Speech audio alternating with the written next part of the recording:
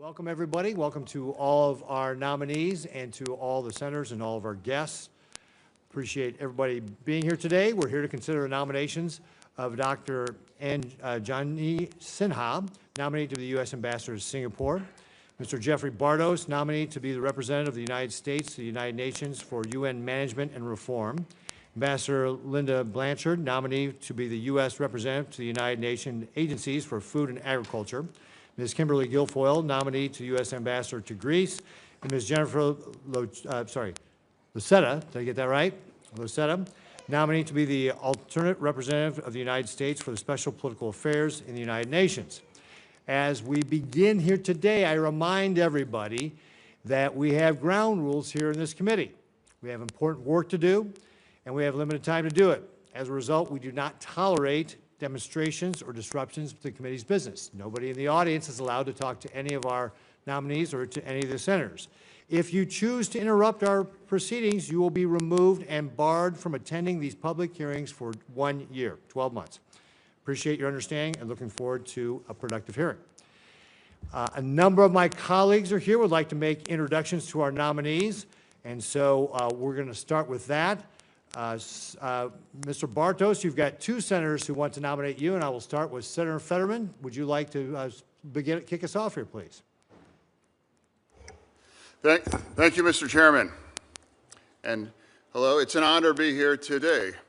And again, thank you, Chairman Ricketts, and thank you, Chairman Risch, and Ranking Member Shaheen, and the distinguished colleagues of this committee, including mine from Pennsylvania, all right. I know that, dude. Well, today I'm here today, and I'm proud to be here to support my good friend Jeff Bartos and his nomination to be Ambassador of the United States UN Management and Reform. Jeff and I became friends, ironically, when we were both running together as Lieutenant Governor back in 2018. Of course, we're in different parties, but throughout that entire process, through that election, we became friends, and we've maintained that relationship ever since then. Particularly, our relationship deepened immediately after the Tree of Life massacre. And we would speak over and over again how it's important it is to do something about the rampant anti-Semitism. But again, of course, we have different political differences. We're in different parties, and sometimes it's not popular to be friends and to support members of the opposite party. But I'm here and I'm proud to stand to attest to Jeff's character and his commitment to public service, regardless of whatever the party it is might be different than mine. Using his business experience and has really been very helping people in need. And now during the pandemic, he created a very innovative program called the 30-Day PA Day Fund, which helped thousands of small businesses across Pennsylvania to stay open during the middle of the COVID pandemic. I am absolutely confident that Jeff will bring the kinds of dedication and integrity to the United States, putting the interests of our nations at the forefront for every decision that he makes. I'm proud to support his nomination, and thank you for the opportunity to introduce my friend and speak to this committee. Thank you, Senator Fetterman. And with all of our senators, I know that we've got a lot of things going on, and so you're welcome to stay, but I know you may have other hearings you have to get to, so we're pleased that you were able to make this introduction. Senator McCormick, Thank you. You also would like to talk about. Absolutely. It's great to follow in the footsteps of the senior senator from Pennsylvania. Jeff, you have your former opponents all introducing you today, which is great. I just want to congratulate all the nominees, and Mr. Chairman, Ranking Member Shaheen, thanks for allowing me to speak. I'm specifically here to introduce a native son of Reading. We got a lot of Reading native sons here in the audience, Senator Fetterman and Senator Barrasso. Jeff joins us today with his wife Cheryl, one of his two daughters, two great daughters, Emily and Sarah, who he always talks about with great pride. And welcome to you all. I'm sure you're very proud. Jeff is here today as the nominee for the U.S. representative to the United Nations for Management and Reform. And I've seen up close Jeff's dedication to Pennsylvania and to serving our great country. And so, Jeff, thanks for accepting this challenge. You would bring years of great business experience, community leadership in our Commonwealth, a successful real estate developer, president of Last Line Strategies, previously President and CEO of the Mark Group, and later Division President of Toll Brothers in Horsham, Pennsylvania. You've had a great career. And you've also been active across many organizations in Philadelphia, including the Graham Partners Building Products Advisory Board, the Wexner Heritage Fellowship, the Kimmel Center for Performing Arts, and the Jewish Federation in Philadelphia. Also, as Senator Fetterman talked about, you've really been a leader in Pennsylvania, crisscrossing the state as a candidate for public office, the creator of the 30-Day Fund that raised millions to help small businesses hurt by COVID. But you know, you've got a tough assignment at the United Nations. And when we put United Nations and reform in the same sentence, that's a tough job.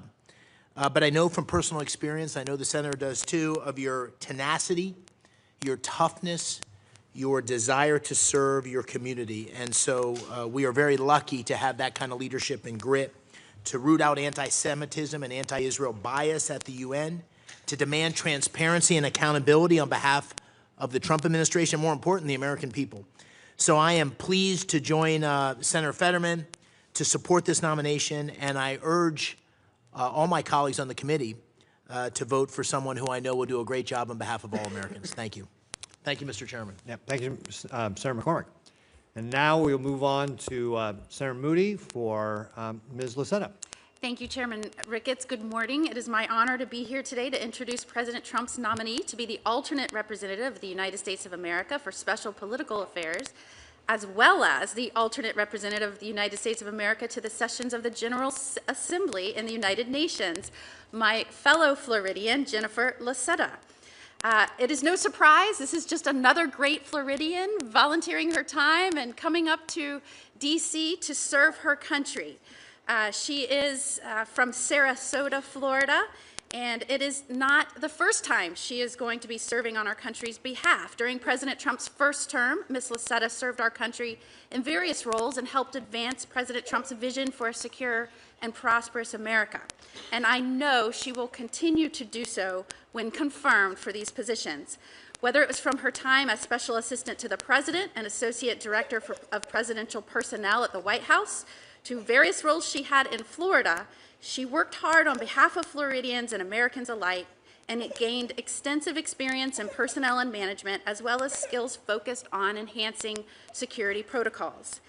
I can attest that, like many of my colleagues, this country is in need of someone to take up the America First mantle in its policy approach in all aspects of our foreign policy, from diplomatic negotiations to the United Nations, and many of the roles in which she will be confirmed. After 4 long years of America Last policies, we now need this more than ever. And I am thrilled that many great Floridians have volunteered to serve and have been nominated by this administration to carry out President Trump's vision for our country.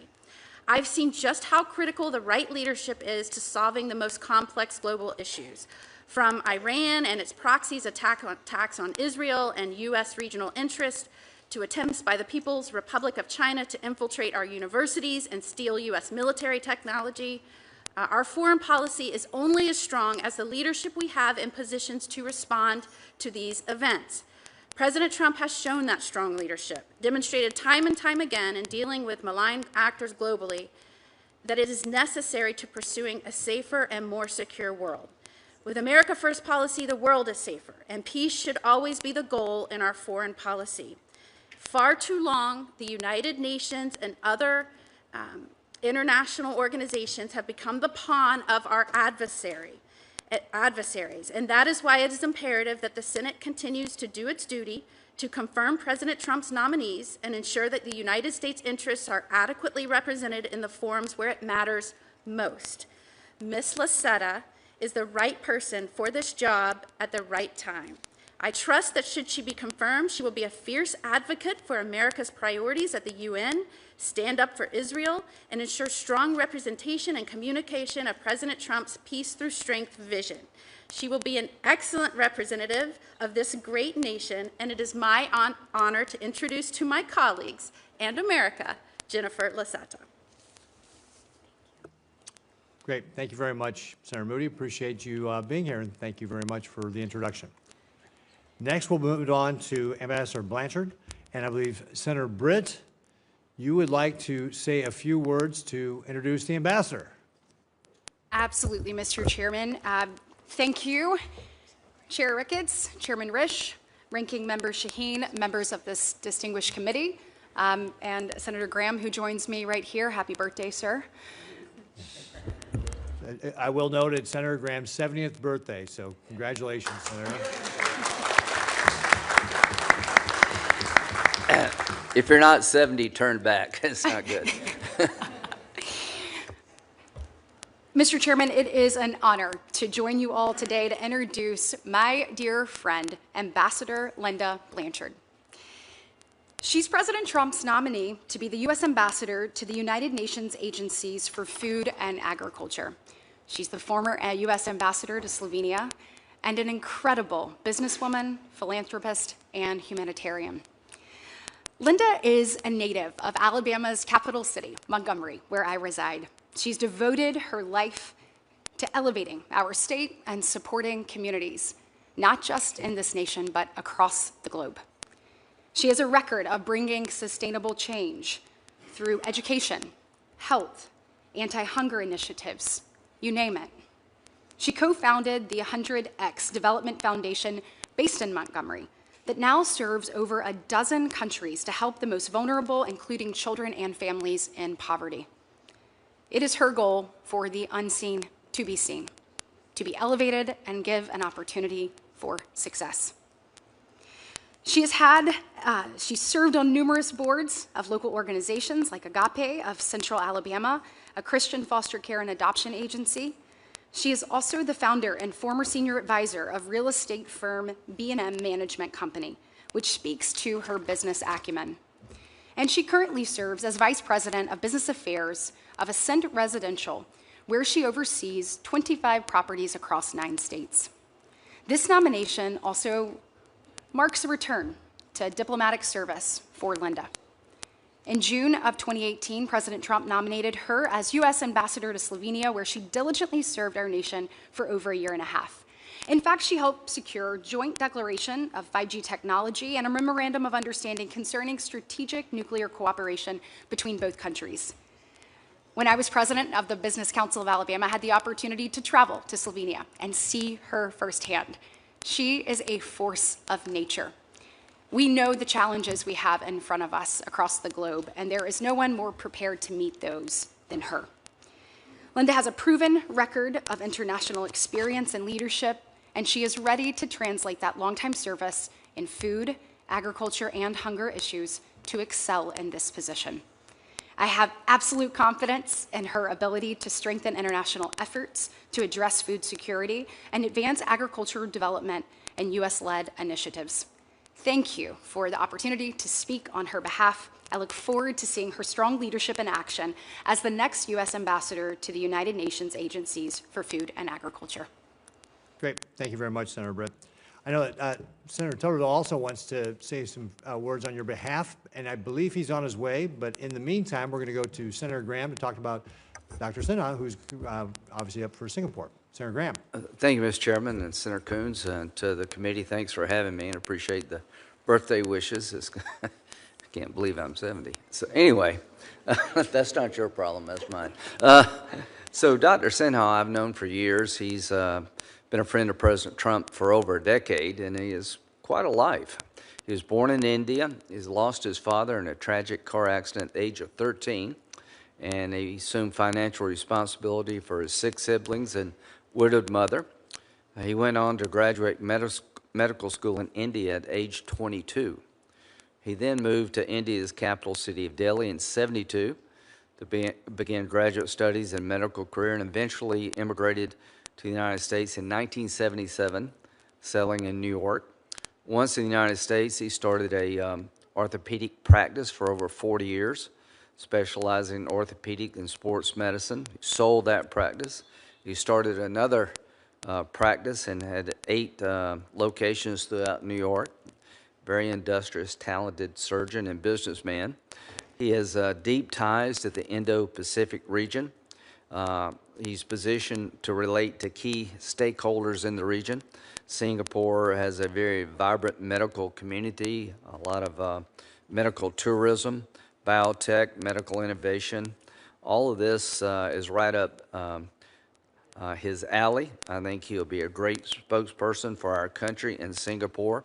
He knows the region and he knows the issues, and I am very honored to introduce him. His wife of 48 years, Dr. Sinha, is a retired anesthesiologist. She was on the NYU faculty, and they have a daughter, son, and 3 grandchildren, and they have truly lived the American dream. And this is a way for him to give back to his country, and I heartily recommend his nomination to be ambassador to Singapore. Thank you. Great, thank you very much, Senator Graham. Ambassador Blanchard, I understand that Senator Tuttle did get pulled away to something else, and Ms. Guilfoyle, Senator Haggerty is going to say some remarks about you when he has his time for questions. So don't feel left out. Senator Haggerty will be here. Now, what we'll do, before we turn to our panelists for their introductory statements, we'll follow that with a round of 5-minute questions. I will take the opportunity to thank all of our nominees first, however, for your willingness to serve our great country on the world stage, and congratulate all of you on this opportunity. Thank you also to your families, because they serve alongside with you. Ambassador Blanchard, you know that from personal experience. It's been the opportunity I've had as a governor to be able to do trade missions and see our staff overseas, and they do a fantastic job, but they do spend time away from their friends and families, and you will all be doing that to greater or lesser degrees as well. So thank you for your family sacrifices as you're confirmed, should you all be confirmed to these posts. These are not easy jobs. They're critical to ensuring that the United States can advance the interests and security of the American people around the globe. It's vital for our foreign policy that we have confirmed ambassadors in positions of importance. This is something I've heard consistently as I visit with partners and allies around the world. And this is a point that's been made by members of both parties repeatedly throughout my time on this committee, that we need to make sure that we get our nominees confirmed and in their positions in these important roles. Under Chairman Rish's leadership, I'm proud that this committee has prioritized this important responsibility of advancing President Trump's nominees. So far, 43 nominees have had hearings and have been voted on. This is a record pace, and everyone should be proud of that. Disappointingly, though, many of these nominees aren't yet confirmed. This hurts our ability to advance our interests. At a time when we are competing for influence with adversaries like Communist China, we cannot afford to let partisanship get in the way of what's best for our country. Thank you all again to the nominees for your willingness to serve, and I look forward to hearing your testimony and answer this committee's questions. So now we'll go into the panelists' opening statements, and Dr. Sinha, we'll go ahead and start with you. Would you like to begin?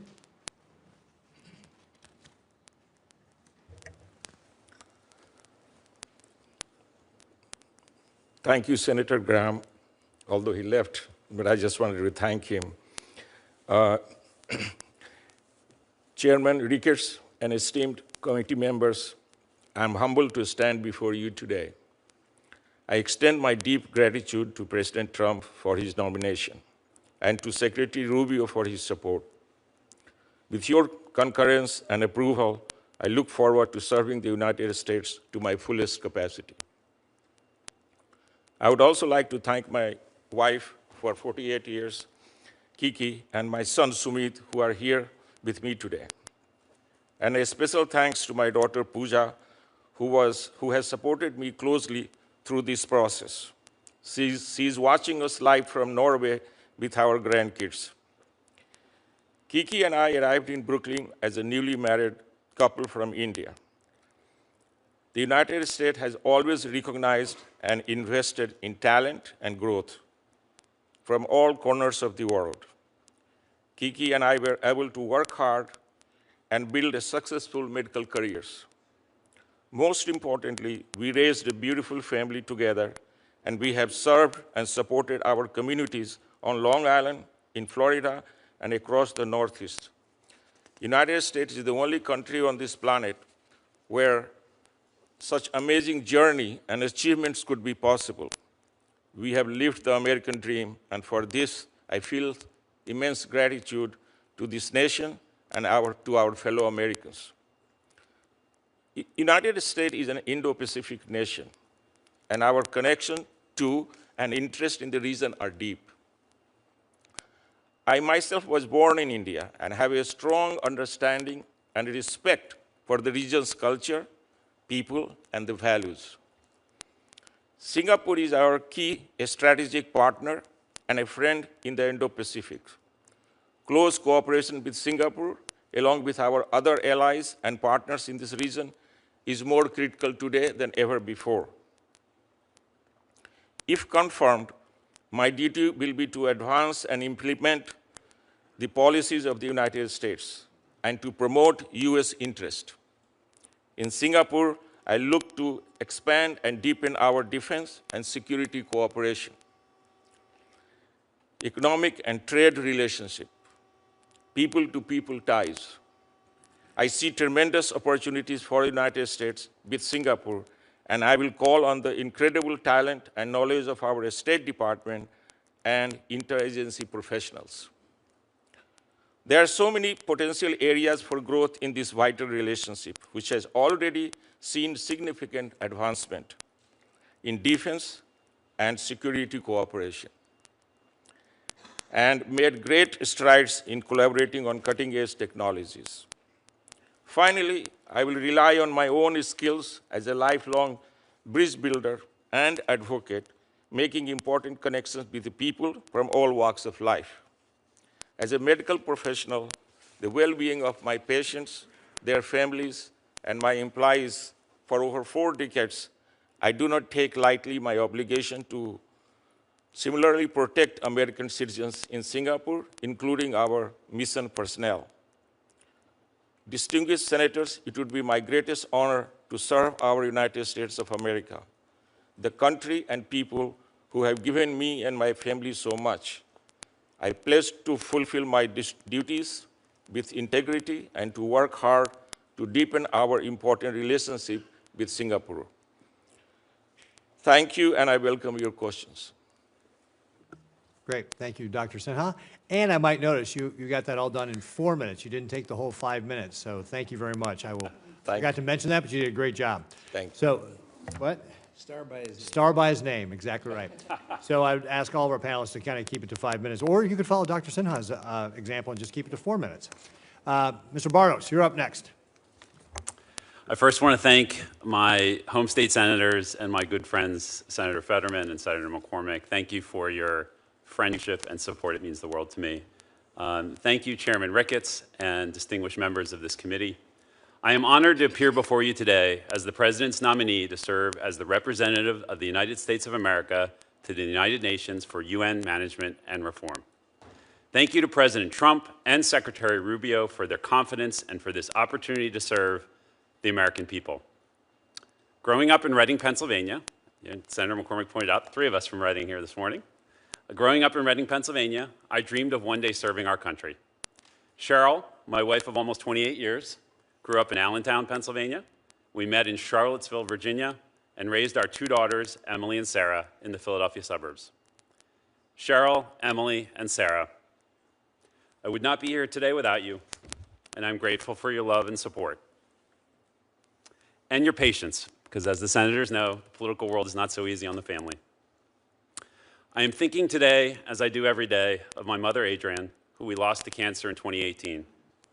To my brother, Todd, who is also here with us today, and to my father, David, and to Cheryl's parents, Lou and Roberta, who are watching online, thank you for your love and support.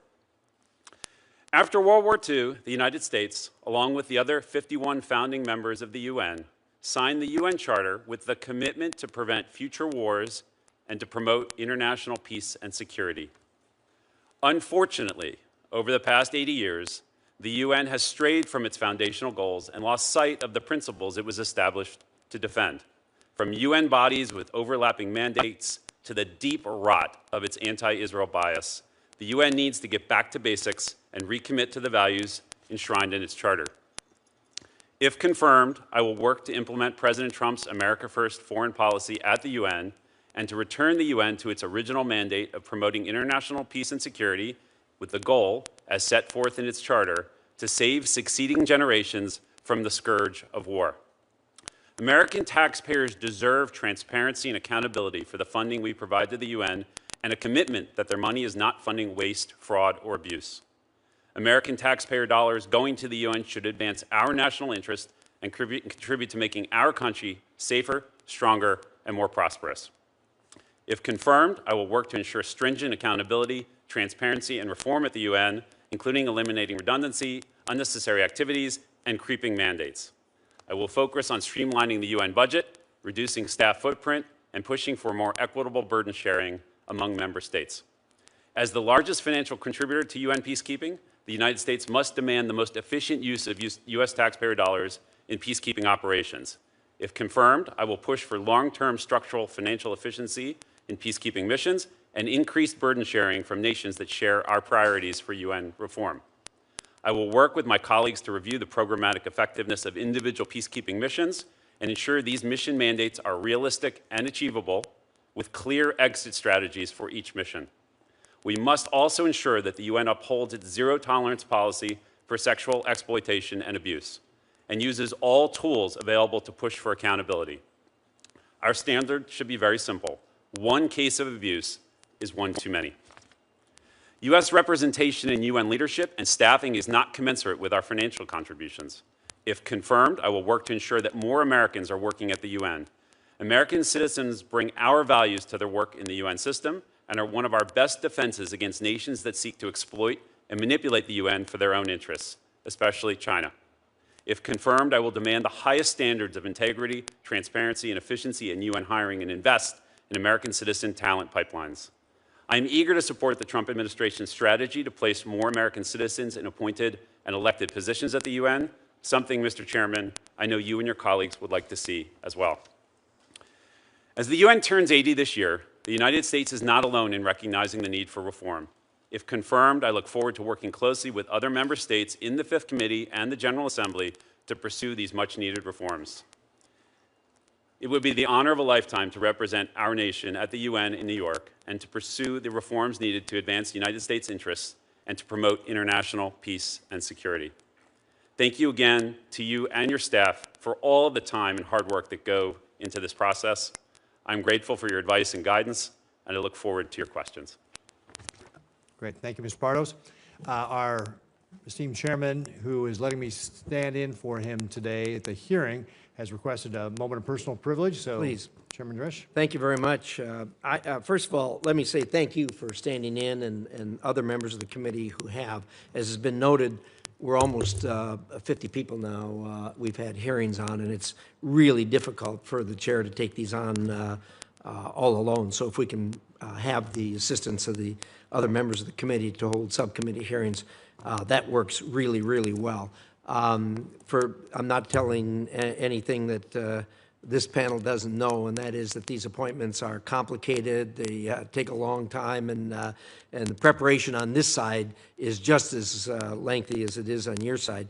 And I'd like to recognize publicly and thank Sergio Gore from the White House, who handles personnel matters. He's with us for the first time today, and with him is his assistant, Morgan DeWitt. From our staff, Kelsey Kelleher. Kelsey?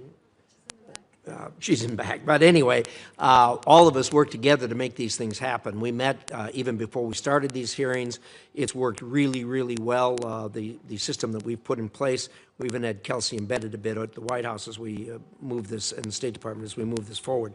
But it's been really good, as you noted, that we are on really on record pace for getting people through this committee. The floor is struggling a little bit, but still at a record pace, and that's a result of the work of all these people that they've put to, that have helped do this all together. So anyway, I want to thank everybody and thank all those who were involved in this.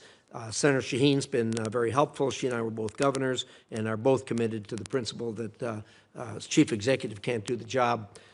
without having the team in place. And speaking to the chief executive, I think, Sergio, you can either confirm or deny, but we almost have him to the point where he believes we're on a record pace. So I'm getting less calls, which has got to be something good. So with that, I should point out, too, we have another special guest.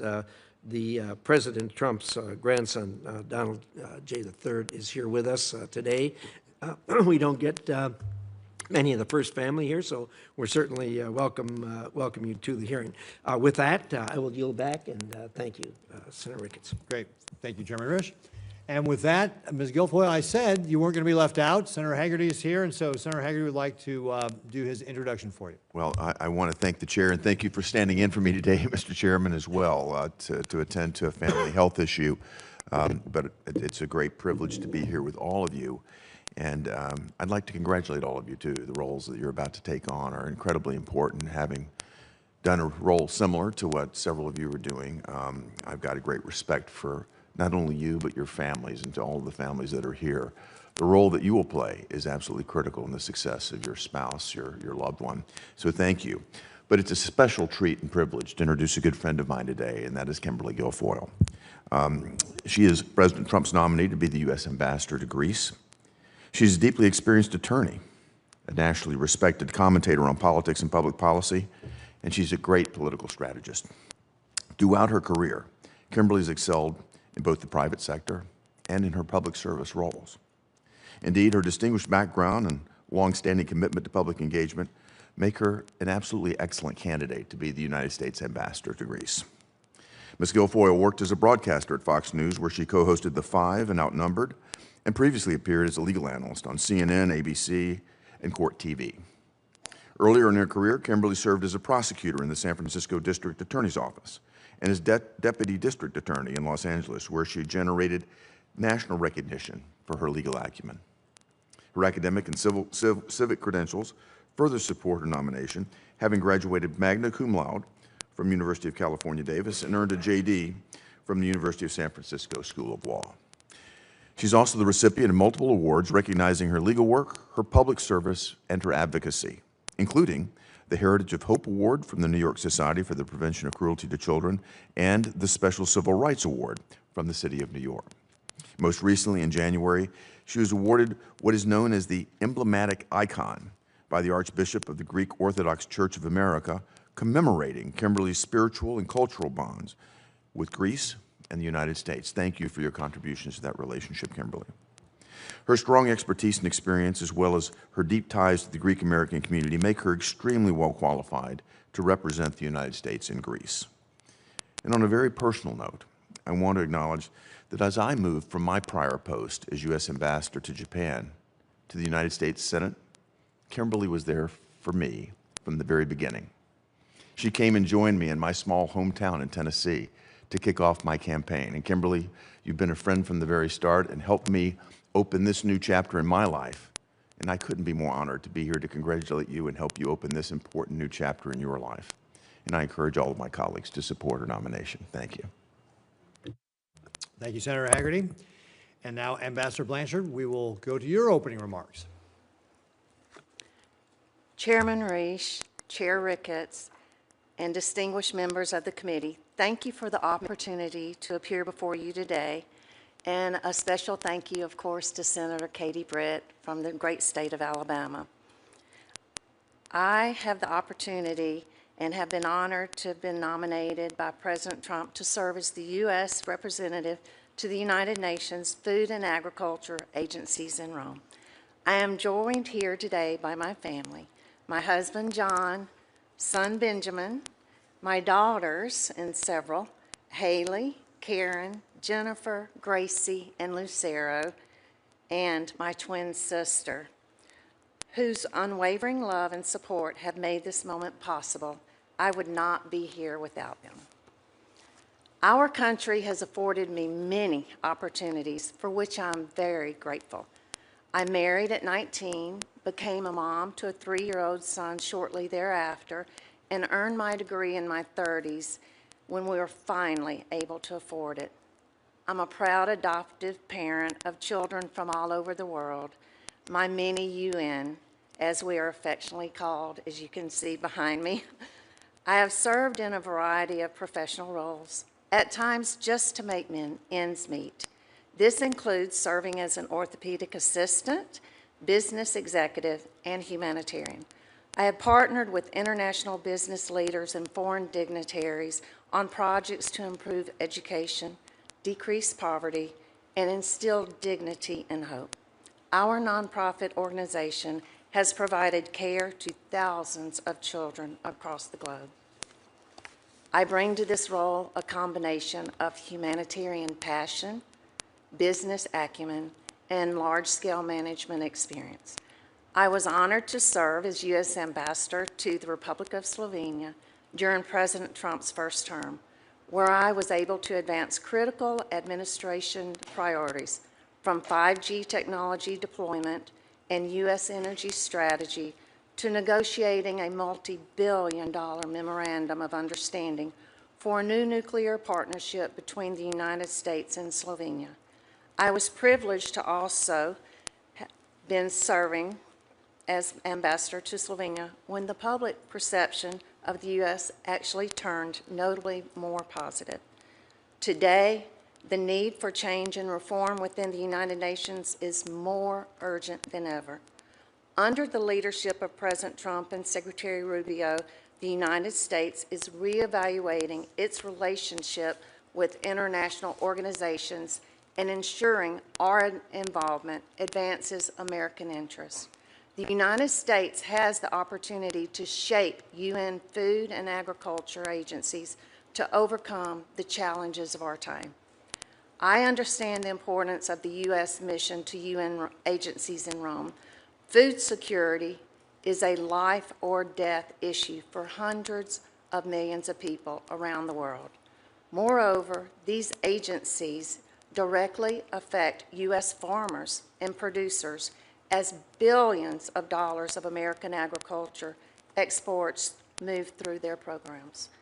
However, over the years, the United Nations and its associated agencies have continued to grow and expand their mandate beyond original intentions. With this growth, a proliferation of bloated bureaucracies has taken hold, distracting the UN from its core principles.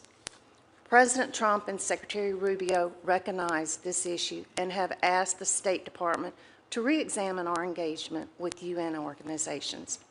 If confirmed, I will bring everything I have to ensure that the UN organizations the United States chooses to engage with are efficient and effective stewards of U.S. taxpayer dollars. As Secretary Rubio has also said, every dollar we spend, every program we fund, and every policy we pursue must be justified with the answer to three simple questions. Does it make America safer? Does it make America stronger?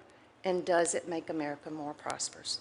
Mr. Chairman, members of the committee, I'm grateful for this nomination, and if confirmed, I will work closely with you and your staff to advance an America First foreign policy and ensure that the United States remains a principled, effective leader on the world stage, especially in the fight against global hunger. I look forward.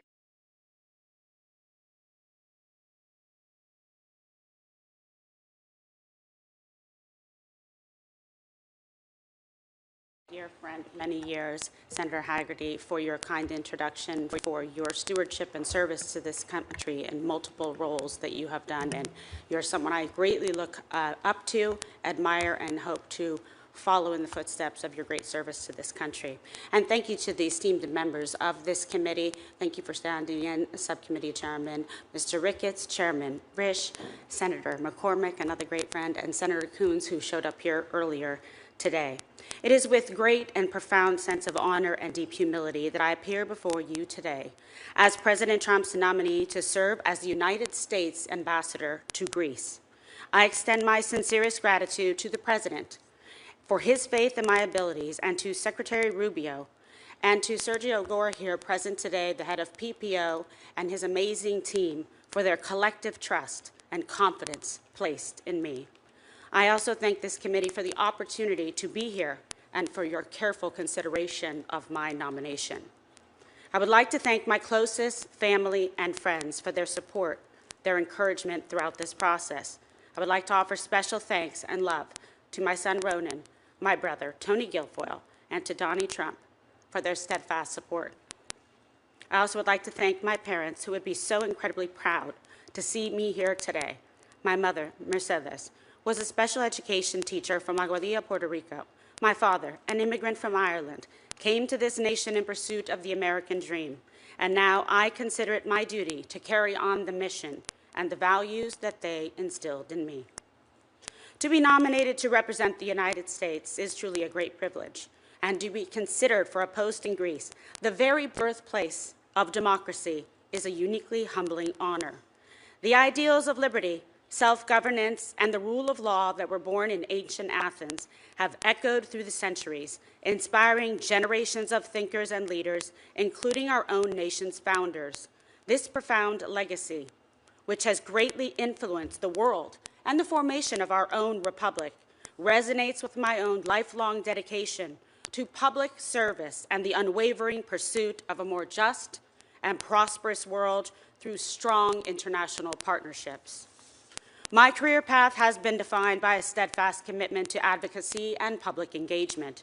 As a prosecutor in the demanding environments of both San Francisco and Los Angeles, I was entrusted to be a voice for those who could not speak for themselves and to uphold the foundational principles of our legal system.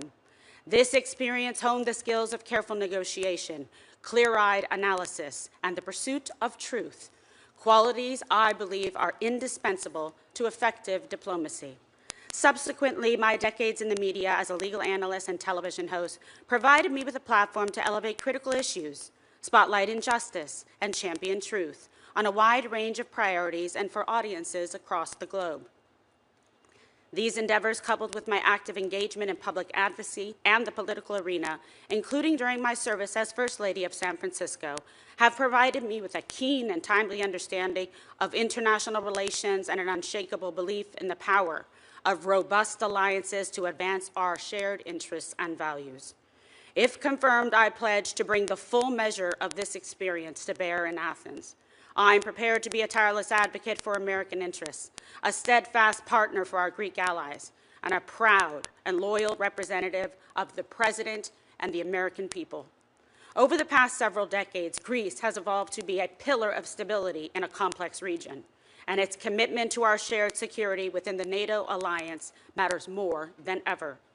Consistently ranking among the top spending allies, Greece is projected to continue dedicating 3% of its GDP to defense in 2025 and is on a trajectory to reach 5%, in line with the alliance's commitment at The Hague. This is not merely a matter of statistics. It is a tangible investment in our collective security. Furthermore, a substantial portion of this expenditure has been directed toward the acquisition of cutting-edge U.S. defense technology, including the formidable F-35 fighter jets, advanced Apache and Black Hawk helicopters, and modern naval vessels. Additionally, the proposed joint project to co-produce Constellation-class naval frigates demonstrates Greece's long-term commitment to our strategic defense partnership. These modernization efforts enhance Greece's significant military capabilities, strengthen the eastern flank of our NATO alliance, and create valuable opportunities for American industry. If confirmed, I will make it a top priority to further accelerate Greece's defense modernization by fostering even greater cooperation and synergy between our defense sectors. The United States and Greece have made tremendous progress on energy cooperation. Greece's Revithousa LNG terminal and the construction of the Alexandroupoli floating storage regasification unit is allowing the U.S. to export more gas to Europe. While U.S. natural gas now accounts for 20% of gas in Greece, up from 2% 5 years ago, there are huge opportunities to sell more U.S. energy to Greece and its neighbors. If confirmed, I will work with the so-called vertical corridor between Greece, Bulgaria, Romania, Moldova, Ukraine, and Central Europe so that Greece can become a hub of U.S. gas for the region. I will also encourage Greece's progress on constructing electricity interconnectors and its neighbors, including Cyprus, Israel, and Egypt, which contribute to regional energy diversification and security. Economic opportunity remains a central pillar of the robust U.S.-Greece relationship. If confirmed, I will serve as a proactive and strategic partner in advancing U.S. trade and investment interests, building on successful efforts to expand opportunities for American firms across key sectors, including defense, energy, shipping, infrastructure, technology, AI, pharmaceuticals, hospitality, and agriculture. I will also actively pursue pathways to encourage and facilitate Greek investment in the United States, fostering a more balanced, resilient, and mutually beneficial economic partnership. Ultimately, the enduring strength of the U.S.-Greece relationship is built upon the solid bedrock of our people-to-people ties. The vibrant Greek-American and Greek Orthodox community has made immeasurable contributions to the fabric of our nation, and the bonds of culture, family, and shared heritage between our countries run deep. I am also deeply committed to championing religious freedom, an essential pillar of all democratic societies and a core value we share with our Greek allies. If confirmed, I look forward to engaging with and supporting the vital work of Greek cultural, educational institutions, non-governmental organizations, municipalities, and individual citizens. I am committed to working alongside the diaspora to further strengthen these essential human connections that bind our nations in a spirit of friendship and mutual respect. Thank you once again for the honor of appearing before you today. Thank you, Ms. Guilfoyle. Ms. Lucena. Thank you, Chairman Ricketts. Thank you, Chairman Risch, and distinguished members of the committee. Thank you for the opportunity to appear before you today. Also, a special thank you to my home state senator, Senator Ashley Moody, for the gracious introduction. Thank you for all you do for Florida. I am grateful to be nominated by President Trump to serve as the alternate representative of the United States for Special Political Affairs at the United Nations. I am honored by the confidence and trust placed in me by President Trump and Secretary Rubio to represent the United States and to advance American interests at the UN. First and foremost, I would like to thank my family, as I would not be here without them. I want to thank my husband, Bryce, my almost 2-year-old son, Noel, my mom, Denise, and my sister, Kim, who are here with us today. I would also like to thank my dad, Mike, and the other members of my family who are unable to be here. I appreciate everyone's love and support throughout this process. Growing up in Florida, my interest in American government and politics started at a young age, from volunteering on local campaigns to attending Girl State. In 2015, I went to work for then-candidate President Trump on his historic campaign. In the first administration, I was honored to serve as a special assistant to the president and associate director of presidential personnel. The experiences of the past 10 years have taught me the importance of a foreign policy that benefits the American people. If confirmed, I look forward to implementing President Trump's America First foreign policy agenda at the United Nations. Almost 80 years ago, the United States helped to establish the United Nations to prevent future wars and promote international peace and security. The UN Security Council is meant to be the heart of that principle. The United States has made many important policy achievements at the UN, such as the Trump administration's historic efforts to negotiate a resolution that calls for an end to the conflict in Ukraine. The reality for the United Nations as an institution, however, is that it has not lived up to its mission or its potential. There is rampant anti-Israel bias in the UN system that unfairly targets Israel and undermines its sovereign right to self-defense. Moreover, the Security Council often struggles to take decisive action on conflicts that need real-time responses.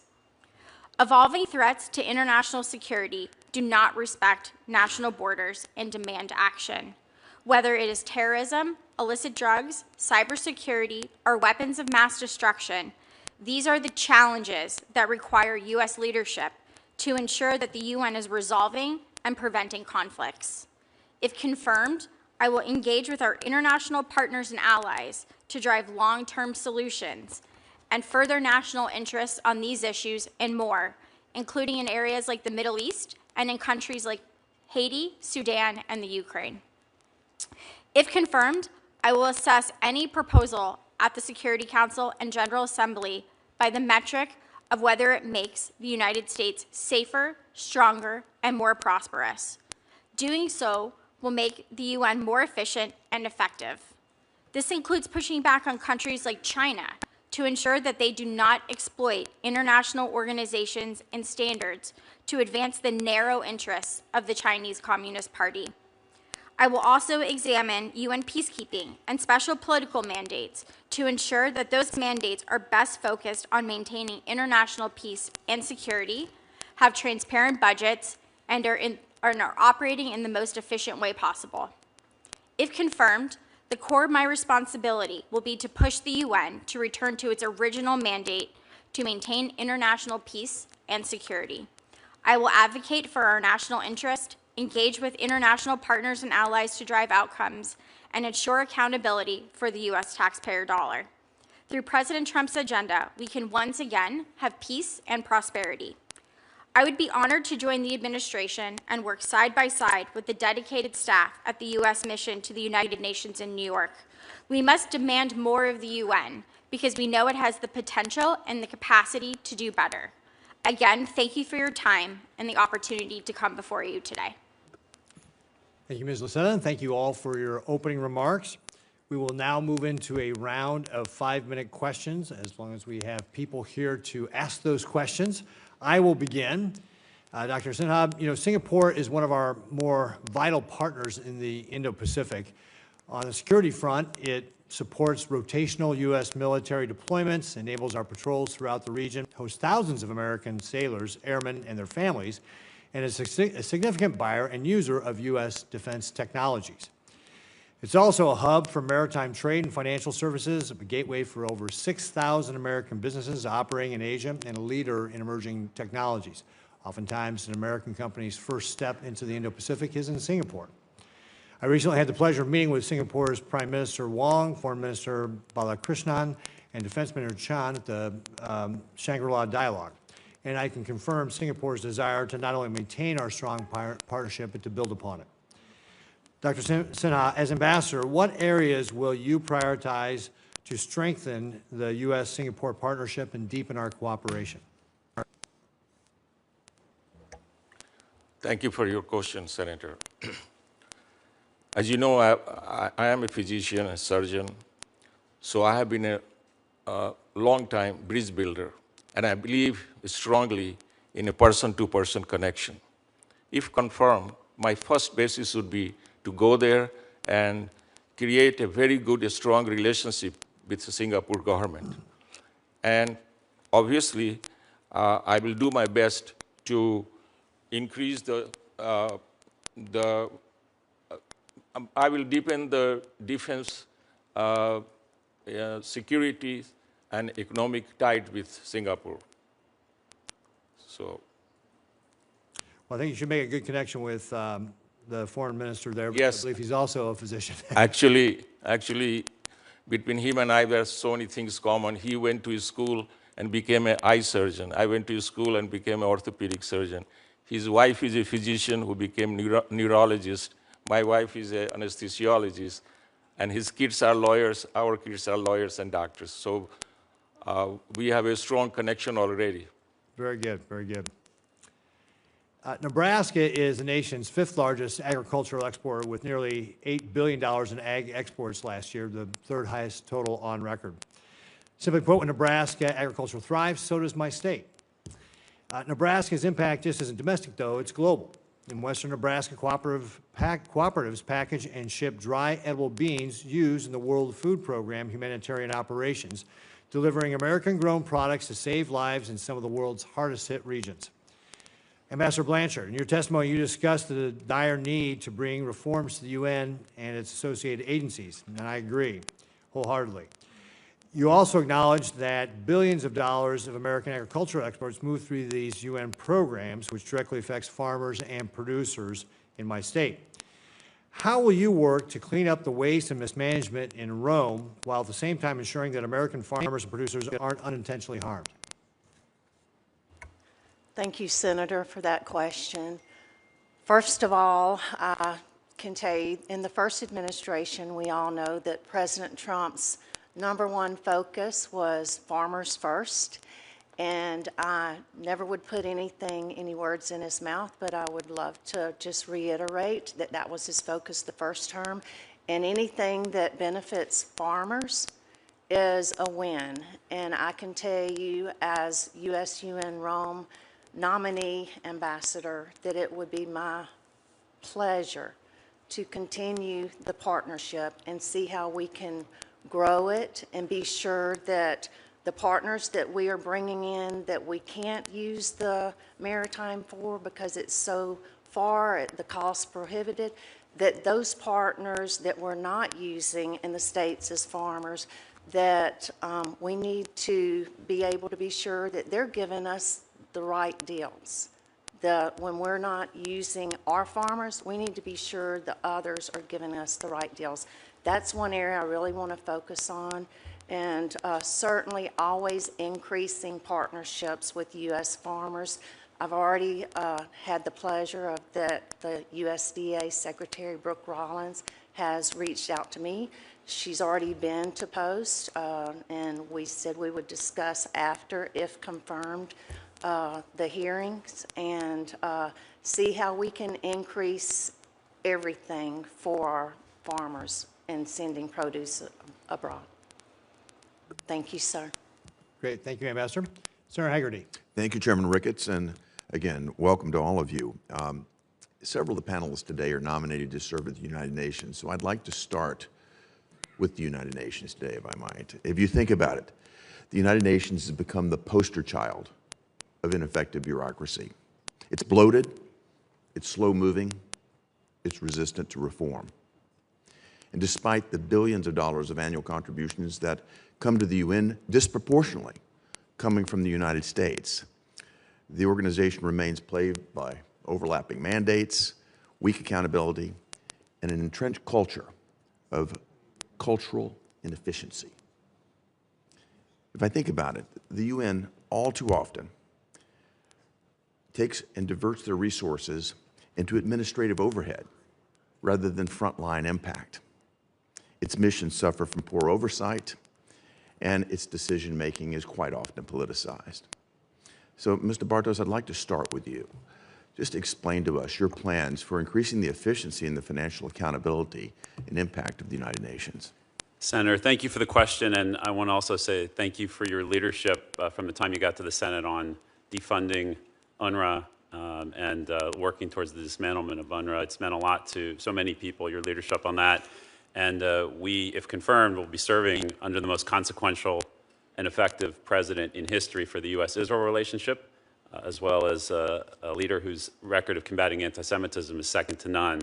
And so while we approach the 50th anniversary of the stain of the Zionism is racism resolution at the UN, a stain on that body that is almost 50 years old, it seems like this is an organization that's immune, or resistance a good word, but I would say almost it's just immune to reform.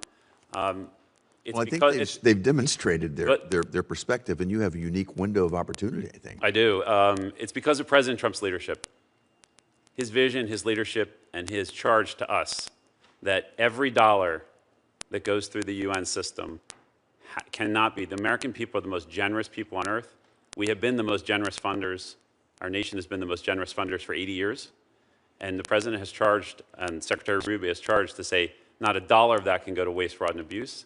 And every dollar must make us safer, stronger, and more prosperous. And I think it's with presidential leadership of the Secretary of State, and if confirmed, our team to use our generosity and the U.S.'s role at the UN, our dollars need to matter. They need to matter in procurement, they need to matter in personnel, and they need to matter when we say that this organization needs to be, or this particular agency needs reform.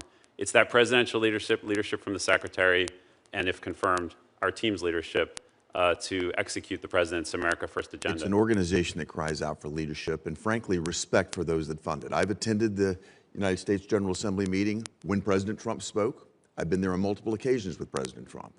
That organization is basically out of control right now in terms of their inefficiency, their lack of respect for those that fund it, and the politicization of many of the institutions. And on the politicization front, I'd like to turn to you, Ms. Lucetta.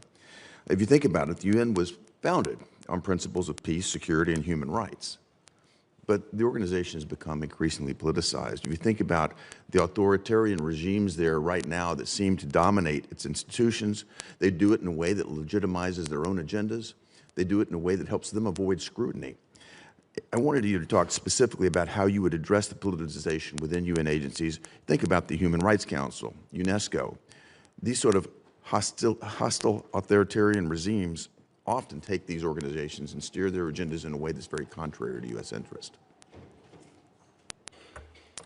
Thank you, Senator, for your question, and I share your concern.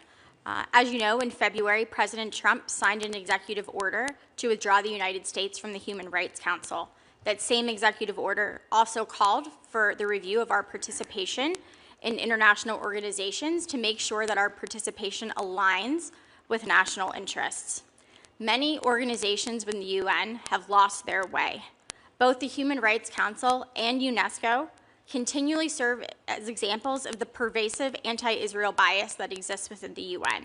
They continually push back on Israel's right to sovereign self-defense, and further, an organization like the Human Rights Council enables countries with brutal regimes like Cuba, Venezuela, and North Korea to have a platform despite their own terrible records with human rights abuses.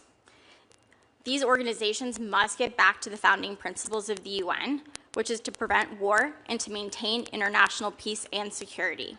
If confirmed, I will work with the State Department on the outcome of their review, and I will review our participation in international organizations to make sure that everything that we do makes sure that America is stronger, safer, and more prosperous. Well, beyond review, I hope you hold them to account. Mr. Chair, if you would indulge me with one final question. I'd like to come back to you, Ambassador Blanchard. I'm very interested in your leadership and look forward to your leadership at the UN's Food and Agricultural Organization and the related agencies in Rome. I visited that mission in the past, and I'm very concerned about the influence that exists there right now. The Director General today, Director Chu Dong-yu, and his deputies have basically steered FAO priorities in a direction that supports Beijing and its desires, and certainly in means that don't support the United States and our allies. If you look ahead to the 2027 election of a new Director General, I'd just like to know if you plan to make certain that we have either a U.S. nominee or at least an ally as a nominee to be the new Director General so we can get this organization back on course. Thank you, Senator, for the question. Certainly, I've been looking forward. I've already had the pleasure to speak with my deputy, who has already arrived at post, and I told him let's not get ahead of the Senate, but he has informed me of some things, and we really would like to focus on building partnerships with our allies right away, if confirmed when I get to post, because it's the partnerships that'll be able to elect all the new entities, and of course, all the infiltration, not to mention in the other areas that the CCP has tried to take over abroad in our food sourcing. So it'll be my pleasure to partner with our allies and figure out how we can come together and pick a candidate that can win and that can lead this organization with like-minded American initiatives. Well, I look forward to a new nominee and many more purchases of Nebraska agricultural products. And with that, I'd also just like to commend all of our nominees to the UN. You've got a challenging job ahead of you, but we absolutely need you to take care of that. And to our two country ambassadors nominees, I look forward to your confirmation and working with you in your future roles. Thank you. Thank you, Mr. Chairman. Great, Senator Harrigan. Senator Coons. Mr. Chairman, I'll defer to my friend and colleague from the state of Illinois, given the pressing business of the NDA. Great. Senator Duckworth. Thank you. Dr. Sinha, you say you know how important the United States-Singapore relationship is, and I think you know that it's important to me as all of our relationship with the ASEAN nations. This is not a role you can just pick up on a whim or because you think it will be glamorous or because Singapore is a great place to live. Our diplomats are dedicated. They're hard workers who represent the United States every day on the front lines, anticipating crises and providing invaluable expertise to help prevent conflicts from exploding into catastrophes. I am not opposed to political appointees, and in fact, my colleague across the aisle, the senator from Tennessee, did an incredible job as an appointee to a critical United States ally, the country of Japan, and I really enjoyed working with him when he was ambassador there. But frankly, I don't think you are particularly qualified for this role, and I'm concerned about how your lack of understanding may even inadvertently cause friction in our critical relationship. Will you even be able to effectively lead our mission in Singapore? I have my doubts. So my questions are going to be to allow you to assuage my doubts and win my vote. Dr. Sinha, I need to know that you understand some basic facts about Singapore and its critical relationship with the United States. For example, in 2024, did the United States have a trade deficit with Singapore? Yes or no? It did not. How large was the U.S.'s trade surplus with Singapore in 2024? $80 billion. $18 billion. 2.8. You're off by a huge factor. The United States had a 2.8 billion trade surplus with Singapore in 2024. If confirmed, how would you explain our friendship in Singapore to the president? How would you explain to our friends in Singapore the president's threats to slap tariffs as high as 25% on their country, given that the United States has nearly 3 billion trade surplus with Singapore? Thank you for your question, Senator. We are not walking away for any dialogue between the two countries and two leaders.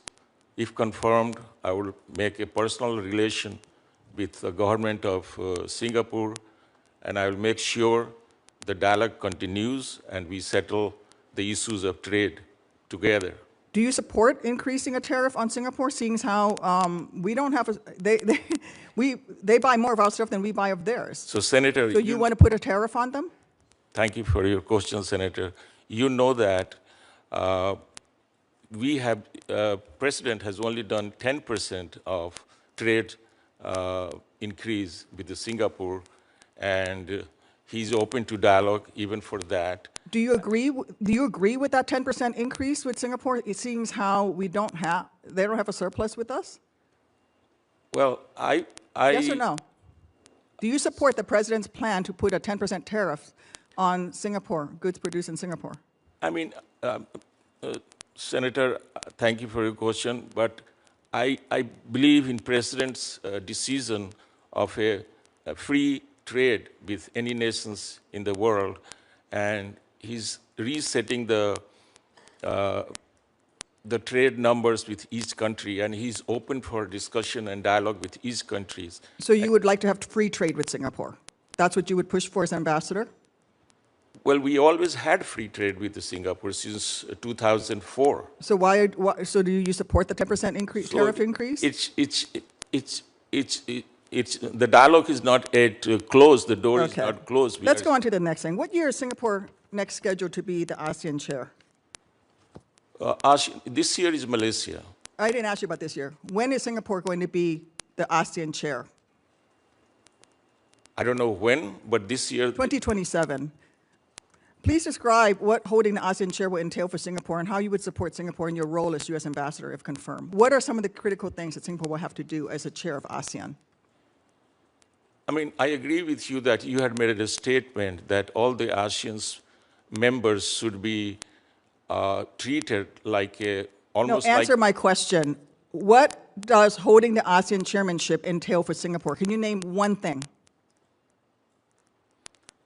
A role that they will have to play as ASEAN chair. What will? Well, you know that this ASEAN chair is not only one country. There are 10 countries involved. No, the ASEAN chair is one country. One country, 10. But there are 10 countries involved as an ASEAN group. You're not answering my question. You're not answering my question, sir. Can you name one thing that will be of critical importance to Singapore as ASEAN chair? A role. There are many things. Can you name one Defense, thing? economics. Those are very broad. Name an issue. Trade. I don't think, no. Okay, let's do something. In what way does the United States Navy work with Singapore, and how do you envision strengthening the U.S. Navy's work with Singapore? And are there any facilities that come to mind that are central to our relationship with Singapore? thank you for your question, but we have a naval presence in Singapore, and our military, they always do exercise with the Singapore. They come here, the Army of Singapore, they come here for the training as well. So we have a close ties with the Singapore in defense. Can you name a specific thing? Please, I'm trying to help you here, but you've not even done your homework, sir. You want to be ambassador to Singapore, one of the most important friends we have in the Indo-Pacific, a key place that we're going to be fighting against our greatest adversary in the region, the PRC. Singapore may feature incredible culture, but that should not be treated as a glamour posting. This nation is too important to the United States, to ASEAN, to the entire region. And frankly, I think the mission is important to U.S. interests and national security, and it should actually be a foreign service officer. But I have even larger concerns with the political pick, when that political pick is somebody as unqualified as you. I've opposed political picks for Singapore from Democrats. So this is not a partisan issue.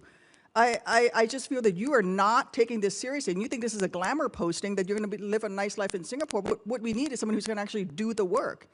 I'm out of time. I have a couple additional questions related to management that I'll submit for the record.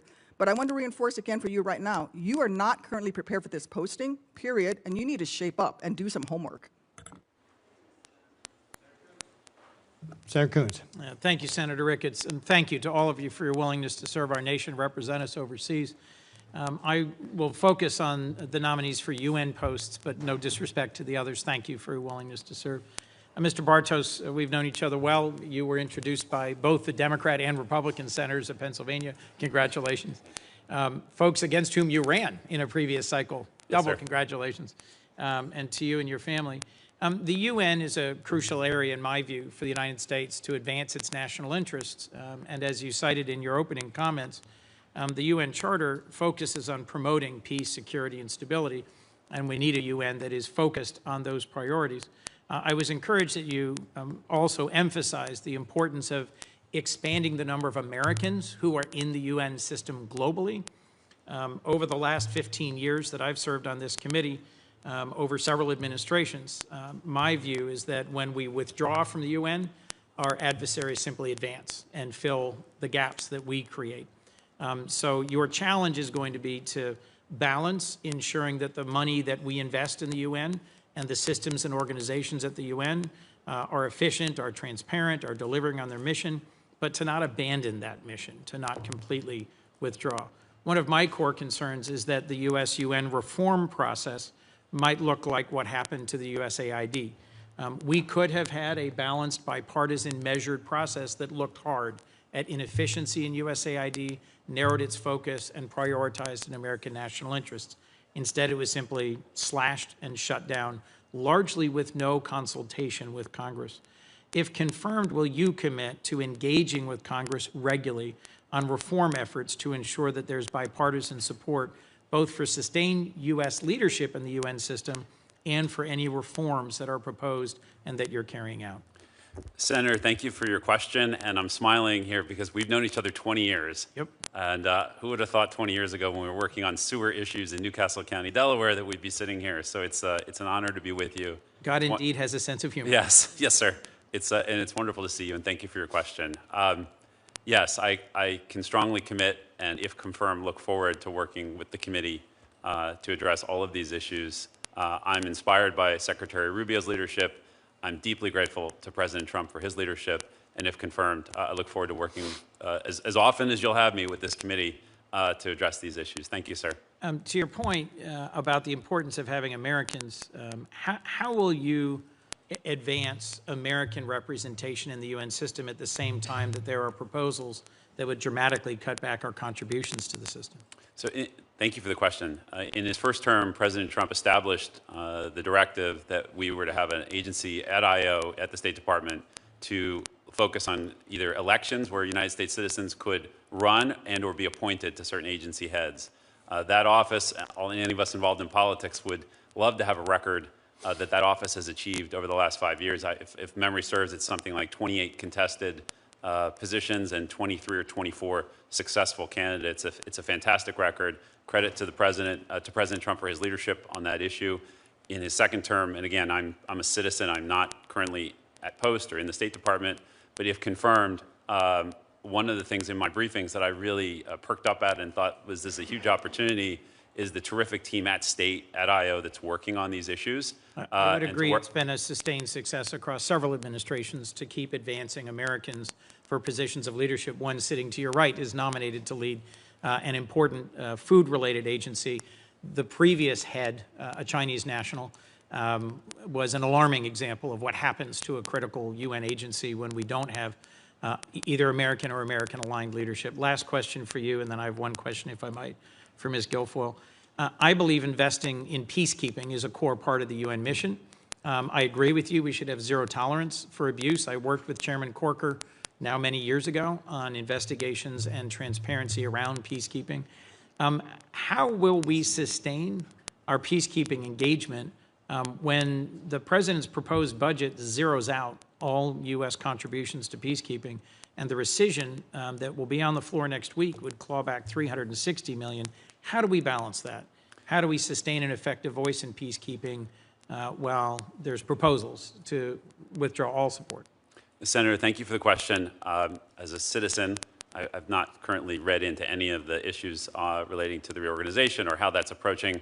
I can say generally, though, if confirmed, I look forward to immediately getting stuck into those issues, to learn about those issues, and to working with this committee. I think on the broader point about peacekeeping operations and the successful ones versus the unsuccessful ones, having clear objectives and a clear exit strategy is an outstanding roadmap for any of these endeavors. Broadly, we're in agreement on that point. I look forward to continuing our conversation. Thank you, Senator. Ms. Guilfoyle, if I might, just because the U.S.-Greece relationship is important to me, to my state, to our nation. Under the first Trump administration, there was a so-called 3+1 cooperation launched between the United States, Greece, Cyprus, and Israel. Give me your sense of what difference that's made, what's its current status, and whether you would commit to sustaining this level of cooperation in this structure. Yes, thank you for the question, Senator. I believe this is a very important area of concern as it relates to national security in Greece and Cyprus, Israel, all being very strategic and powerful allies, steadfast and reliable throughout the years, and this has just increased under President Trump's last administration. We're looking forward to making sure that those partnerships remain intact and, in fact, foster and develop. I believe firmly, if confirmed, as ambassador to Greece, that I will work tirelessly to make sure that Greece's national security interests and our strategic allies in that partnership remain very strong and robust, working in concert and conjunction with the United States of America, because national security in those areas and those countries directly equates with national security for the United States of America. And I would ensure that we increase the commitment that has been consistent by the people of Greece to do the defense spending, buying U.S. military equipment, which they have been doing, and see to it that we are going to project to include up to 5% from them. Anything for me about why the 3+1 mechanism is particularly important? Well, geopolitically, as you know, that is a very complex region with a lot of security issues, migration issues. We saw recently what's happened. And, you know, Greece, where it occupies its place in the world, is that southeastern edge of Europe, which is pivotal in terms of its relationship, its proximity to the Middle East. So we saw then with the cooperation with our allies, making sure that American citizens that were stranded and at great risk and danger in Israel were protected and were transported with ease and efficiency despite the complex issues involving visas. Our partners, our allies in Greece were able to help effectuate that in a timely and safe fashion, bringing people through Cyprus, through Greece, and into Athens. Thank you for the question. Thank you, ma'am. Thank you all, and I look forward to working with you. Thank you. Senator Barrasso. Thanks, Mr. Chairman. To follow up, Ms. Guilfoyle, on what you were just talking about with the NATO and the importance of the relationship and how closely we are aligned. There's a military naval support activity, Suda Bay, vital U.S. military installation. I know there's going to be updates. I think $44 million has been committed to invest in new joint mobility processing center in that area. Can you just overall give us some things, what opportunities you see for increased cooperation with Greece as these upgrades are completed? Because you, I think, appropriately called attention to the fact that all of these countries have now committed to going up to 5%. They have, which I think is incredibly important. I was committed to at the Alliance and at The Hague, and that is something that I know that these countries have intentionality to fulfill and to continue that commitment that they made to us. Thank you for bringing up these questions, Senator. Suda, yes, as you know, is the largest U.S. military base in Greece. It is strategically and geopolitically critical to the United States. It's been a really wonderful asset for us, for our military base, especially in that area of the world. So we're going to continue to look forward to that and make sure, and if confirmed, I plan to visit all of these facilities to deepen my keen understanding of the issues, the people, the needs, so that we maintain that strength for American interests and American national security. Revithousa is also incredibly important because there are unbelievable opportunities for liquid natural gas, which could be crucial to limit the influence, undue influence in the region of Russia, of China, and make sure that we push back on that on a daily basis. There are certain things that have happened that have been very disheartening as it relates to national security in the port of Piraeus, where the Chinese were allowed to gain access and purchase that. What I'm proud to say is the Greek people have now implemented a system that somewhat mimics what we have here in the United States, CFIUS, to prevent from foreign interests and countries encroaching on sovereign nations and buying up key national security ports and interests. So that is something that I was encouraged that has happened recently in the past month or so, and I look forward to partnering with them to make sure that we can use some of our models of best practices in those ways to make sure that there isn't over-encroachment of foreign influence and interest in key ports, and work with them strategically to help understand how we're able to prevent that in the United States of America. Thank you for the question. Well, I appreciate your comment about energy, because I think of energy as the master resource. Greece, I think, is quickly becoming a major energy hub in the Eastern Mediterranean. You talked about LNG. They've expanded their LNG terminals. I think they've earlier this year signed an agreement with Chevron and ExxonMobil to do more. So just generally, could you give us a little thought on American energy companies in Greece's energy sector, and how will you support and encourage this effort for more energy?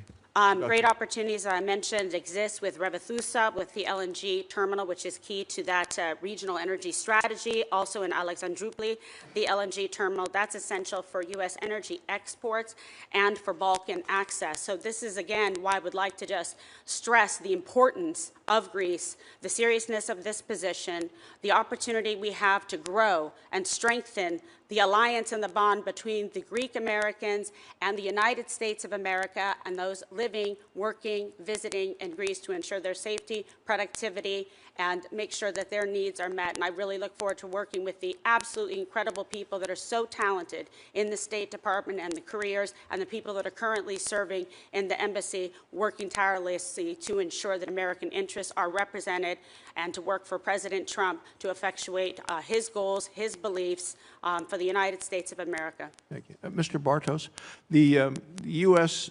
Is the United Nations' largest financial contributor. Provides more funding than all other permanent Security Council members combined. I hear about that in Wyoming a lot. People aren't really happy with this. Despite this significant investment, the UN has struggled to implement meaningful budgetary discipline, to demonstrate consistent fiscal accountability. I think next week this committee is going to have a hearing with the nominee to be our U.S. ambassador to the United Nations. U.S. contribution represents about 22% of the UN's total budget. How are you going to ensure that the financial burdens at the UN are shared more equitably and in accordance with current economic realities? And are you committed to limiting the growth of UN regular budget and ensuring that the UN makes more efficient use of its existing resources? Senator, thank you for the question. As you stated, the United States, the generosity of the American people knows almost no bounds. We have been the most generous supporter of the United Nations system since it was founded 80 years ago, and we are the most generous nation on earth, and proudly so.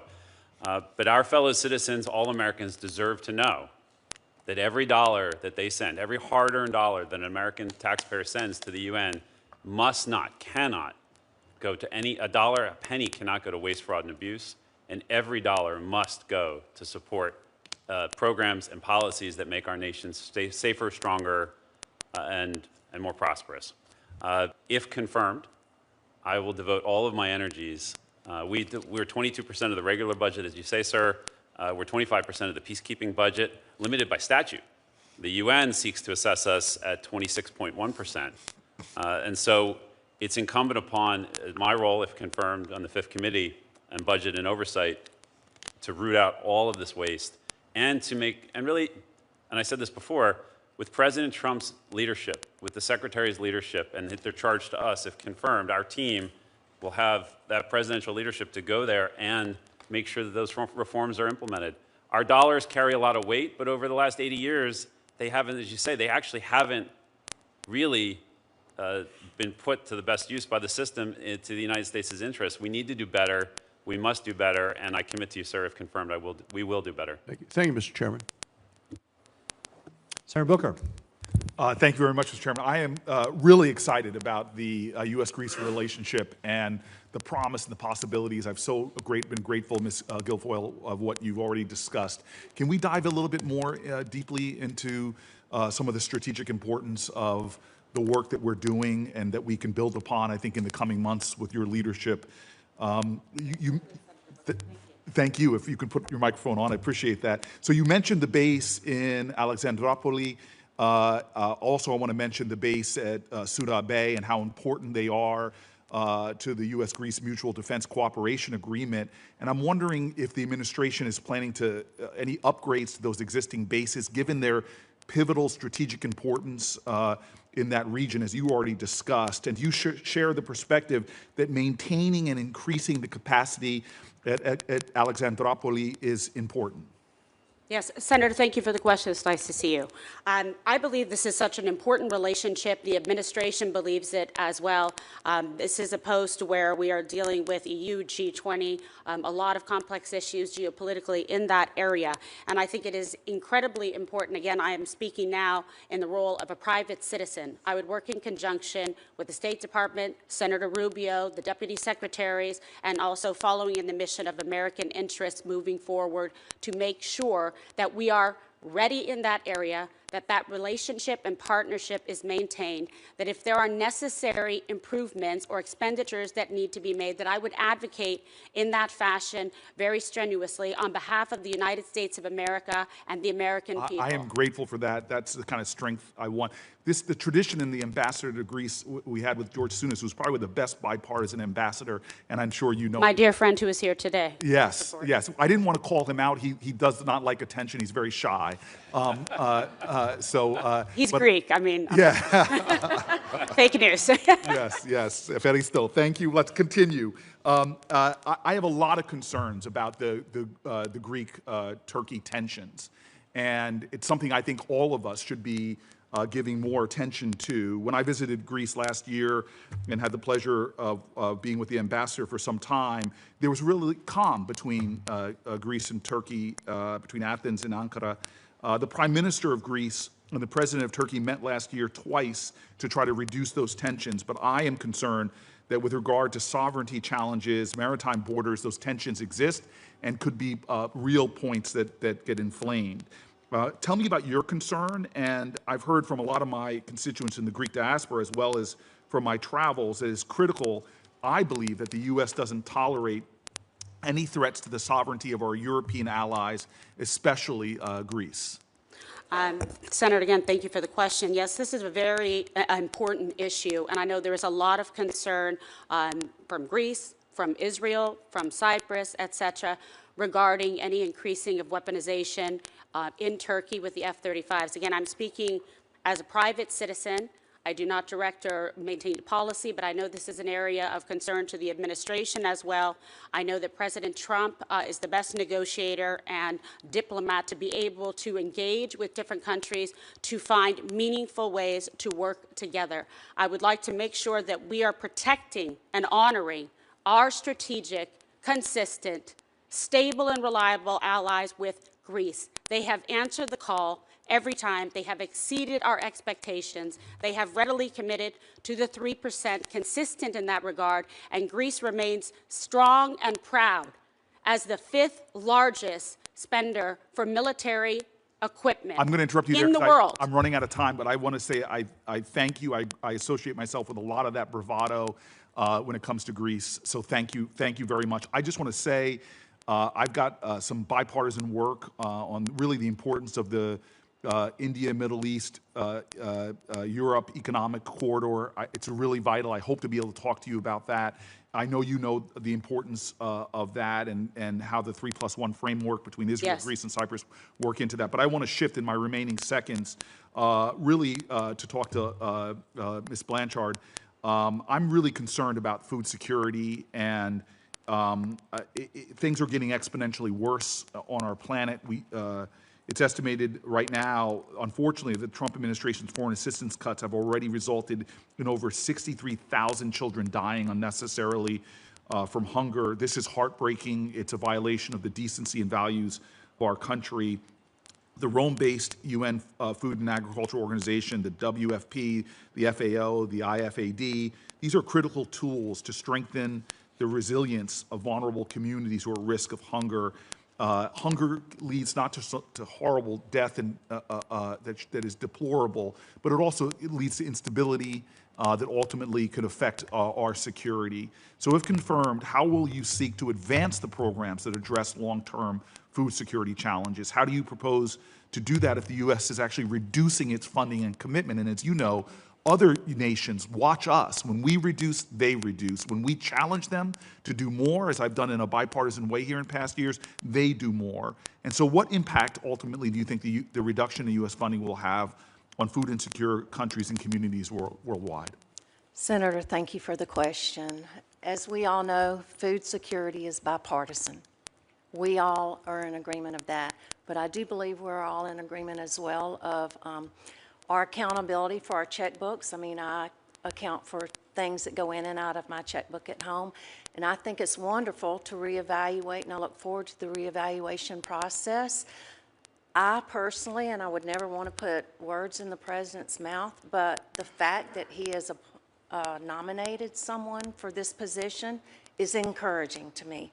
I've worked for the last 20 years in helping orphans and the most vulnerable abroad in 12 different countries.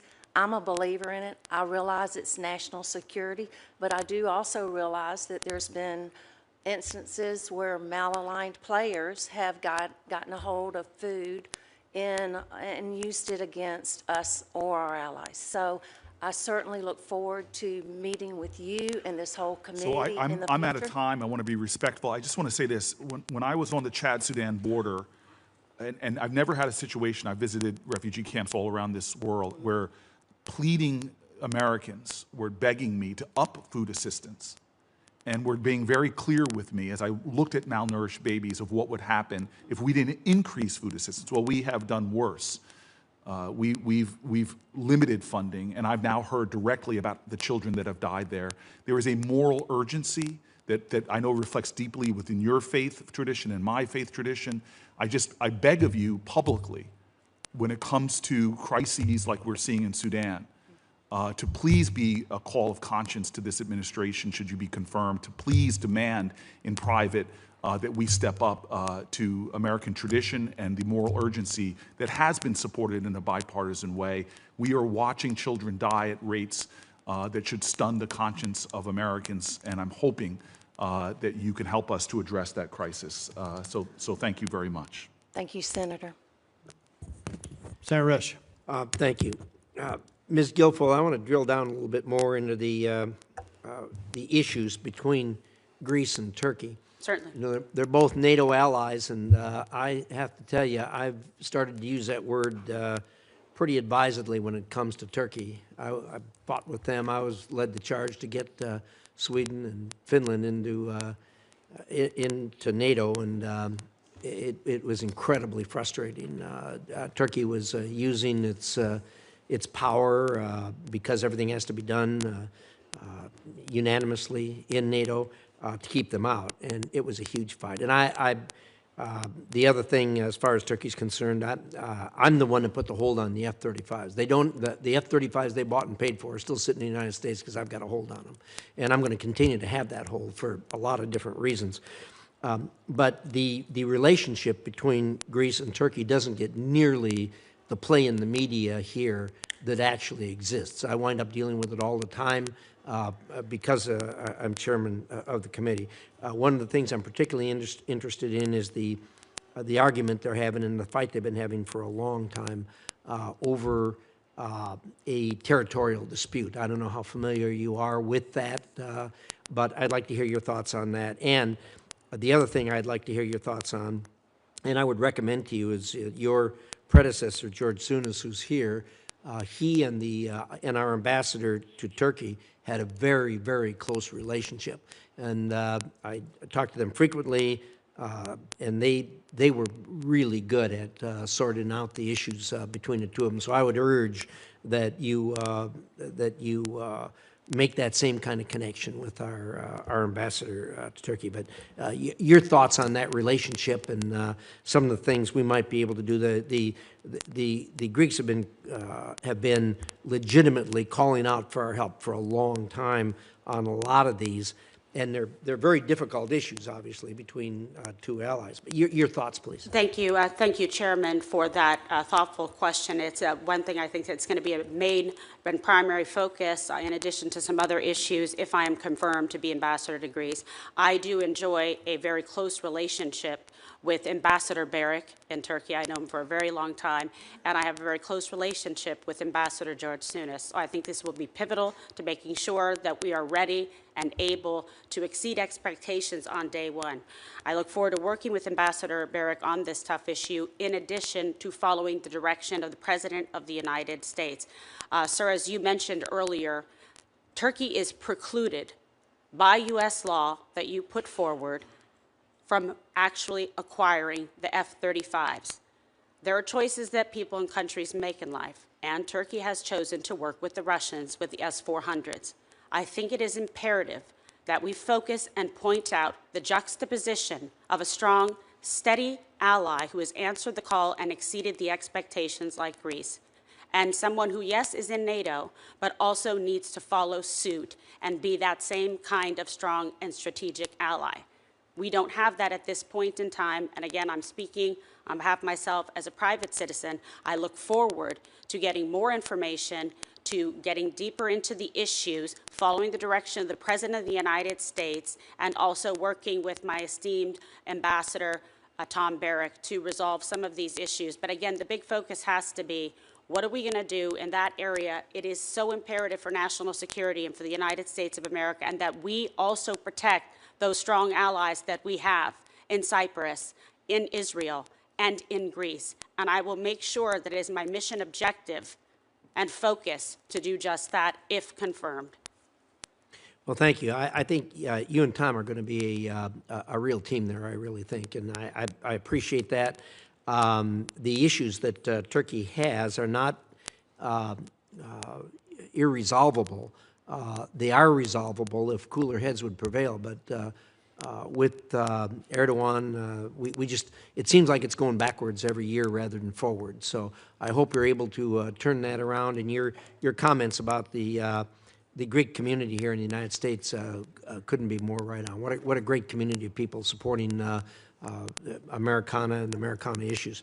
But Chairman, if I may, just to say that that has been very evident, and it's been consistent for so many years, and they care deeply about this country. We have 3 million Greek Americans living in the United States of America in the diaspora, and 10 million incredible patriots that live in Greece, that they want to work very strongly to help and support the United States, and their intentions are clear. Thank you for the question. Thank you. I'm out of time, but I just want to say, Mr. Bardos, the title of your job having to do with UN management and reform, that's an oxymoron if I've ever heard one. And I got a lot of issues there. Secretary Guterres comes to see me every once in a while. The first thing I do is drag out the charter and say, what are you doing about this? Because, man, it just isn't working. And we're pumping a tremendous amount of money into it. There's a lot of us not very happy about that. I wish you well. We'll work with you every way that we can. And my time's up. Thank you, Mr. Chairman. Thank you, Chairman. Senator Hahn. Thank you, Mr. Chairman, and congratulations to all of you and your nominations.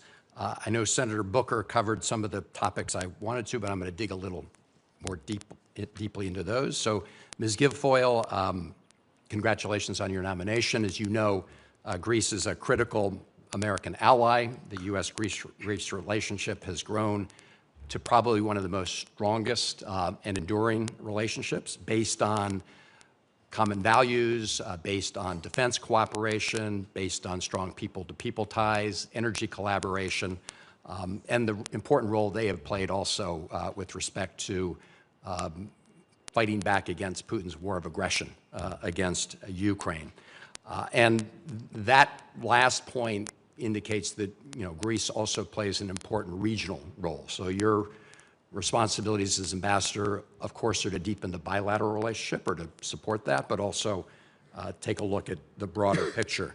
And recently, Turkey submitted a maritime spatial plan to UNESCO that reflects maritime claims that have been disputed by Greece. Are you aware of that plan that was submitted? Senator, thank you for the question. I'm aware of the plan. I am not deeply familiar with the plan because I have not been confirmed, and if confirmed, that is one of the areas that I want to work with the senators and congressmen and the talented people at the State Department, the Secretary Rubio, to make sure that we have a strong command of that situation as well.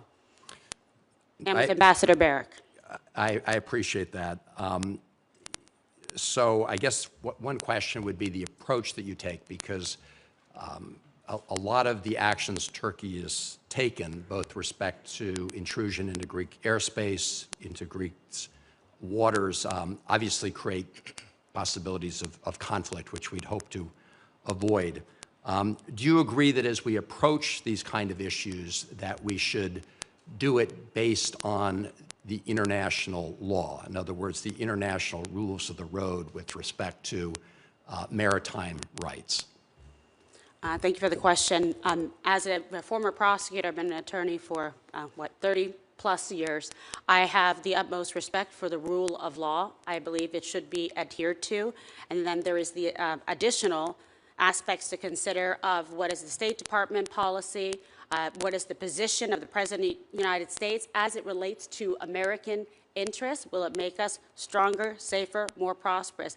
All of those need to be applied to these complex matrices to make sure that we know that we are acting in the best interests of the United States. And because Greece is so important and pivotal geopolitically, it is a key place in the region that must be respected. And I am a strong believer that we are sending a message to the rest of the world if we do not treat our most strongest and strategic and consistent and steadfast allies like Greece in an appropriate manner to honor and respect the commitment that they have made to the United States of America, and as you mentioned, with our shared values. Yeah.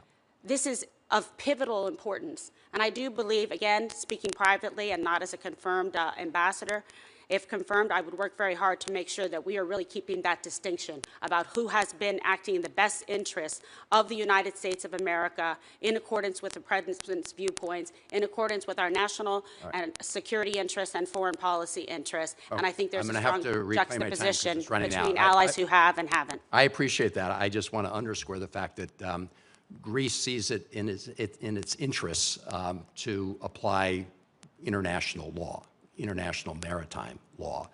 And I would hope that the U.S. position is that we also respect maritime law and not support or look the other way when that's being violated. But your answer, of course, opened the door to looking the other way and, depending on other factors. So let me I need to turn to Ambassador Blanchard, and I know Senator Booker covered some of this.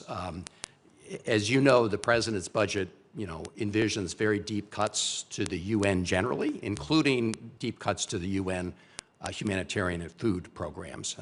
Among the UN entities that you'll be responsible for, working with is the World Food Program, which, as you know, is headed by an American who I believe is doing a very good job, Cindy McCain. But the World Food Program is currently facing a 40% overall funding cut.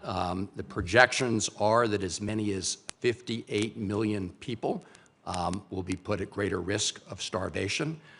There have been cuts by the administration to the PL 480 program. There was just a report the other day about Kansas farmers who used to support the PL 488 program, now looking to essentially use their products for dog food when they prefer to be part of the World Food Program and PL 480. So my question to you is pretty simple. within this administration, will you be an advocate for increasing U.S. support for the World Food Program? Sir, Senator, thank you for the question. I look forward to working with your team once confirmed, but I will say after the reevaluation, I'm sure that that the President has the three focuses in mind. Does it make us more prosperous, safer, and stronger as Americans? And I look forward to working in those areas once the reevaluation is done. I do know that this is just as a private citizen, that 85% of the funding that we've given to World Food Program is still in use, and I applaud that. I also applaud that Ms. McCain's focus is on public-private partnerships at the moment, and I've heard that's been doing well. I see that as a wonderful addition to World Food Program and look forward to partnering with her as leader of the program, and certainly after the reevaluation would really want to immediately get engaged with this committee on where we need to focus as a team, because it is critical. Food security is national security, and we all love our farmers, and we want the best for our farmers, and that's where they make a lot of money. All right, I look forward to working with you. Thank you, Mr. Chairman. Thank you, Senator Van Hollen. And thank you all very much for your time today. I appreciate it. Again, this is an impressive hearing, shows why President Trump's nominees have been put forward for these roles. For the information of the members of the committee, the record will remain open until close of business tomorrow, Thursday, July 10th, for members to submit questions for the record. This hearing is adjourned.